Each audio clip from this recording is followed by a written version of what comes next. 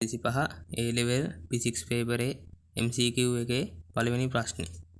අපෙන් අහන්නේ පාද සඳහන් ඒකක වලින් ශක්තියේ ඒකක නිරූපණය කරන්නේ නැත්තේ මොකක්ද කියලා. දැන් මේ උත්තර පහෙන් එකක ශක්තියේ ඒකක නිරූපණය වෙන්නේ නැහැ. ඊටු හතරම ශක්තියේ ඒකක තමයි නිරූපණය වෙන්නේ. අපි දැනගන්න ඕන ශක්තියේ ඒකක හතර මොනවද කියලා. අනිත් ඒකකේ අපි ශක්තියේ ඒකකයන් නෙමෙයි කියලා දැනගත්තම ඇති. ඒ ඒකකේ මොකක්ද කියලා දැනගන්න අවශ්‍ය වෙන්නේ නැහැ. ශක්තිය කියන්නේ යම්කිසි කාර්යයක් කරන්න තියෙන හැකියාව. මොකක් හරි ශක්තියක් තියෙනවා නම් අන්නේ ශක්තිය භාවිතා කරලා කාර්යයක් සිදු කරන්න පුළුවන් ඒ ශක්තිය වැය කරලා. ඒක නිසා ශක්තියේ ඒකක වෙන්න උනත් කාර්යයේ එකම තමයි. මොකද ශක්තිය කියන්නේ කාර්ය කරන්න තියෙන හැකියාව. අන්නේ කාර්ය බවට පත් වෙන්නේ ශක්තියම නිසා. යම්කිසි භෞතික රාශියක් ඒ වර්ගයේම භෞතික රාශියක් බවට විතරයි පත් වෙන්න පුළුවන් වෙන්නේ. දැන් දුරක් කියන එක කාලයක් බවට පත් වෙන්න බෑ. දුර කියන්නේ එක භෞතික රාශියක්, කාලය කියන්නේ තව භෞතික රාශියක්. එකතු කරනකොට දුරවල් දෙකක් එකතු කරන්න පුළුවන්, කාලයන් දෙකක් එකතු කරන්න පුළුවන්. දුරක් සහ කාලයක් එකතු කරන්න බෑ. ඒකට හේතුව තමයි දුර සහ කාලය කියන්නේ එකිනෙකට වෙනස් භෞතික රාශීන් දෙකක් නිසා. දැන් ඒ වගේ දැන් ශක්තිය කියන්නේ කාර්ය කිරීමේ හැකියාව කියලා කිව්වට පස්සේ එතකොට ශක්තියේ ඒකකයි කාර්යයේ ඒකකයි දෙකම එක වෙන්න ඕන. නැත්නම් එහෙම සිද්ධ කරන්න බෑ. ශක්තිය මගින් කාර්යයක් කරන්න බැරි වෙනවා. දැන් ශක්තිය කියන්නේ කාර්ය කිරීමේ හැකියාව නිසා මුලින් බලන්න ඕන කාර්යයේ ඒකකය මොකක්ද කියලා. කාර්යය කියන්නේ යම්කිසි වස්තුවක් මොකක් හරි බලයක් යොදලා යම්කිසි දුරකට විස්ථාපනයක් සිද්ධ කරාට පස්සේ අන්නේ බලය මගින් ඒ සිද්ධ කරපු විස්ථාපනයට අදාළ කාර්යය තමයි කාර්යය කියන්නේ. අන්න එතකොට අපිට ඒ කාර්යය W අකුරෙන් සංකේතවත් කරොත් කාර්යය සමානයි බලය වතාවක් ගමන් කරපු දුර විස්ථාපනය. මොකක් හරි වස්තුවක් තියෙනවා. ඒ වස්තුව මත බලයක් යොදනවා F කියලා බලයක්. ඊට පස්සේ ඒ වස්තුව මුලින් තිබ්බ පිහිටුමේ ඉඳලා නව පිහිටුමකට චලනය කරනවා. අන්නේ ගමන් කරපු දුර තමයි x. එතකොට මේ F කියන බලය මගින් x කියන දුරකට මේ වස්තුව චලනය කරවලා තියෙනවා. ඒ සඳහා යම්කිසි කාර්යයක් කරලා තියෙනවා. ඒ සඳහා මේ බලය ලබා දීපු දෙයින් ශක්තිය වැය වෙලා තියෙනවා. අන්නේ ශක්තිය තමයි මේ කාර්ය විදියට පත් වෙලා තියෙන්නේ. එතකොට ඒ කාර්ය ලබා ගන්න පුළුවන් W සමානයි x. F ගුණ කිරීම x නැත්නම් කාර්ය සමානයි බලය වතාවක් ඒ වස්තුව ගමන් කරපු දුර නැත්නම් විස්ථාපනය. එතකොට අපිට මේකෙන් කාර්ය ඒකකේ හදලා ගන්න පුළුවන්. කාර්ය සමානයි බලය වතාවක් ගමන් කරපු දුර නිසා බලයේ ඒකක අපි දන්නවා නිව්ටන්, දුරේ ඒකක අපි දන්නවා මීටර. එතකොට අපිට ශක්තිය ඒකකේ නිව්ටන් මීටර කියලා එනවා. ඒක සාමාන්‍යයෙන් ජූල් කියලා තමයි ශක්තියේ ඒකක නැත්නම් කාර්යයේ ඒකක නිරූපණය කරන්නේ. ශක්තියේ SI ඒකකේ මොකක්ද කියලා අහුවොත් ඒකට උත්තරේ තමයි ජූල්. ජූල් කියන්නේ විද්‍යාඥයෙක්ගේ නමක් නිසා ජූල් කියන විද්‍යාඥයෙක් විසින් තමයි මේ ජූල් කියන සංකේතය හඳුන්වලා දීලා තියෙන්නේ. ඒකකේ හඳුන්වලා දීලා තියෙන්නේ. ඒක නිසා මේ කැපිටල් ඉංග්‍රීසි J අකුරින් තමයි ජූල් කියන එක සංකේතවත් කරන්නේ. දැන් මේකේ උත්තර ටික බලුවට පස්සේ පළවෙනි උත්තරය අපිට දීලා තියෙන්නේ SI ඒකක වලින් නෙමෙයි තියෙන සරලතම ඒකක වලින්. අපි එතකොට දැන් මේ නිව්ටන් මීටර කියන එකත් තවදුරටත් කඩාගෙන ගිහිල්ලා කිලෝග්‍රෑම් මීටර තප්පර කියන ඒකක වලින් ලබා ගන්න අවශ්‍ය වෙනවා.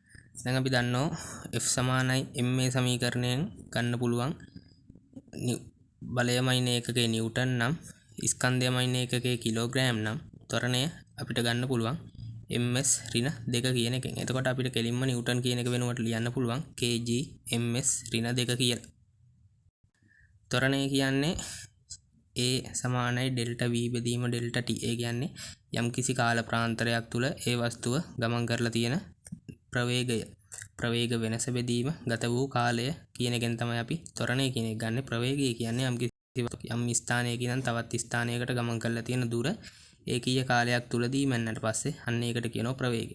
එතකොට ප්‍රවේගයේ ඒකක වෙන්නේ දුර බෙදීම කාලය. එතකොට m දුර කාලයෙන් බෙදුවට පස්සේ තප්පර ඒක උඩට ආවට පස්සේ ms ඍණ 1 වෙනවා. දැන් ඔය කියන්නේ ප්‍රවේගයනේ. එතකොට ප්‍රවේගයේ ත්වරණය බවට පත් කරන්න නම් ආපහු කාලෙන් බෙදන්න ඕනේ. එතකොට ආපහු තප්පර වලින් බෙදුවට පස්සේ මෙතන ආයි උඩට ඇවිල්ලා ඍණ 1 ඒවා දෙකක් ඍණ 2 වෙනවා. ms ඍණ 2 හැදෙන්නේ මේ විදියට. මේ ms ඍණ 2 කියන එක හැදිලා තියෙන්නේ මේ විදියට.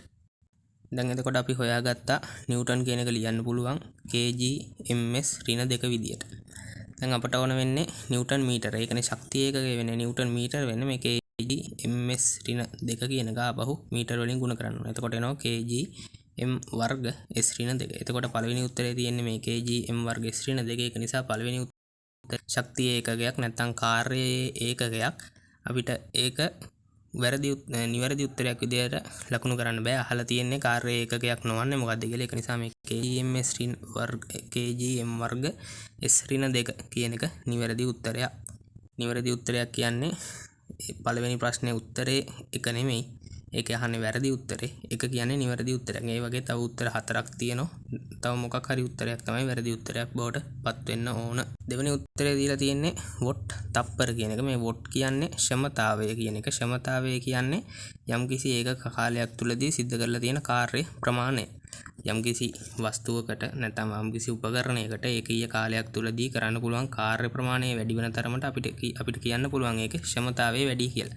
එතකොට අනේ ක්ෂමතාවය තමයි මනින්නේ වොට් වලින්. එතකොට කාර්ය කියන එක අපිට ගන්න පුළුවන් ක්ෂමතාවය වැඩි කිරීම කාලය වලින් ගන්න පුළුවන් කාර්ය කියන එක. එතකොට ක්ෂමතාවයේ ඒකකයේ වොට් නම් කාලයේ ඒකකයේ තප්පර නම් අපිට කාර්යයේ ඒකකේ නැත්නම් ශක්තියේ ඒකකය ගන්න පුළුවන් වොට් තප්පර කියලා. එතකොට අපිට දෙවෙනි උත්තරේ නිවැරදි පිළිතුරක් විදියට භාවිතා කරන්න පුළුවන්.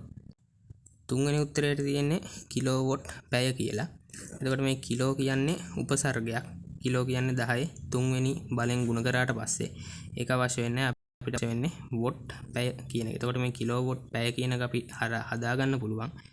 වොට් පැය වල ගුණ කිරීම 1 වොට් පැය ගුණ කිරීම 10 3 සමානයි 1 කිලෝවොට් පැය විදියට අපිට ගන්න පුළුවන්.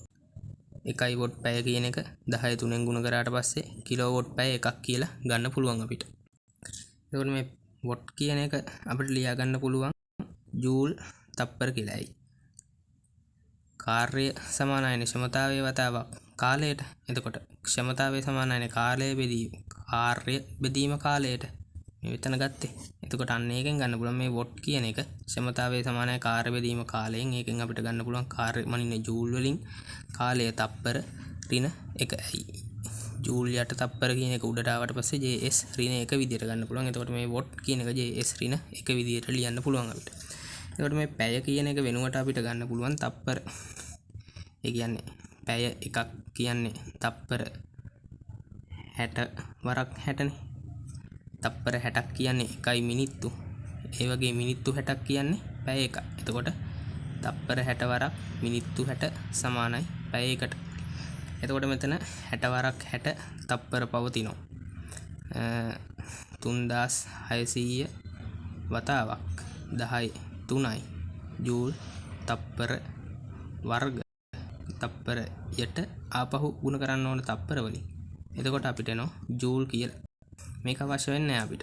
ඒක නිකන් ඉලක්කමක් විතර. අපිට අවශ්‍ය වෙන්නේ ඒකකේ විතරයි. එතකොට මෙතන ජූල් කියන එක මෙතන අපිට ලැබුණු ජූල් කියන එක ශක්තිය ඒකකයක් නැත්නම් කාර්ය ඒකකයක්. ඒක නිසා තුන්වෙනි උත්තරේ කිලෝවොට් පැය කියන එක. ඒ කියන්නේ කෙලින්ම වොට් තප්පර කියන එකම. ඉතින් මේ කිලෝවොට් කියන්නේ වොට් ක්ෂමතාවය මනින්නේ වොට් වලින්.